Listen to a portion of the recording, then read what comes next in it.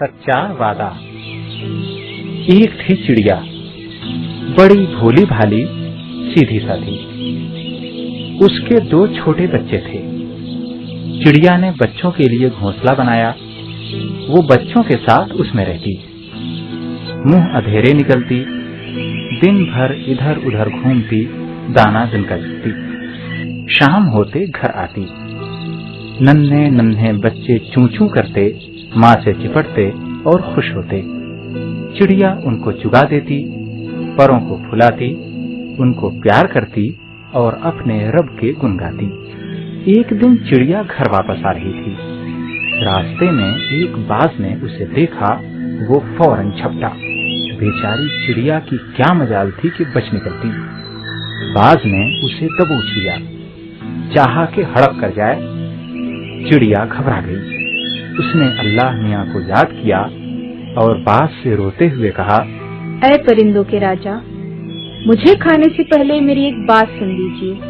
मैं आपके ख्वाबों में हूँ, आप जब चाहे मुझे खा सकते हैं। बाज चिड़िया को खाने से रुक गया और बोला, क्या कहती हो? मैं एक कमजोर जानवर हूँ। मेरे 2 छोटे छोटे बच्चे हैं, जिनका खिलाना पिलाना मेरे जिम्मे है।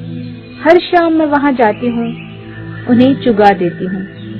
वो रोज इसी वक्त मेरी राह तकते हैं। अगर आज मैं वहाँ ना पहुँची तो वो भूखे मर जाएंगे।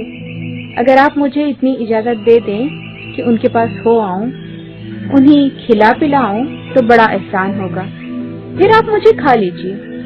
अच्छा, मैं समझ गया। यूं झूठ बोलकर तू अपनी जान बचाना चाहती है? झूठ बोलने से तो खुदा नाराज हो जाता है।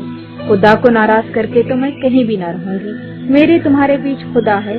खुदा का हुक्म है कि वादे को पूरा करो। मैं जरूर उसका हुक्म मानूंगी। बाज ने इतना सुनकर चिड़िया को छोड़ दिया। वो वहाँ से उड़कर बच्चों के पास आई और उन्हें चुगाना शुरू किया। लेकिन बच्चों को देखकर उसके आंसू टपक रहे थे।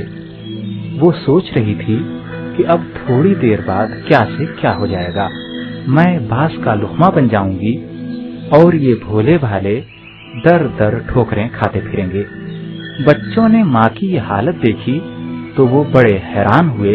उन्होंने अपनी माँ से पूछा, अम्मी, तुम क्यों रो रही हो? पहले खा लो, फिर बताऊंगी। नहीं नहीं, जब तक आप बताओगी नहीं, हम खाना नहीं खाएंगे। बच्चों, एक बाज ने मुझे खाने के लिए पकड़ लिया था।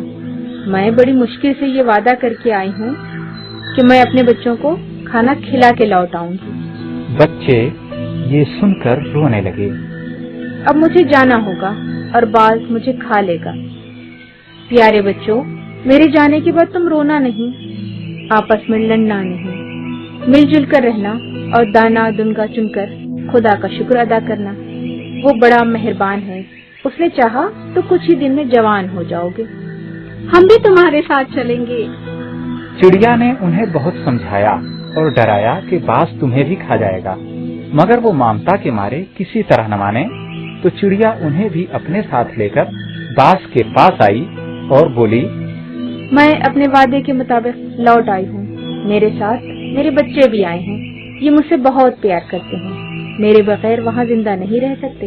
अब तुम हम सबको खाकर अपना पेट भर सकते हो।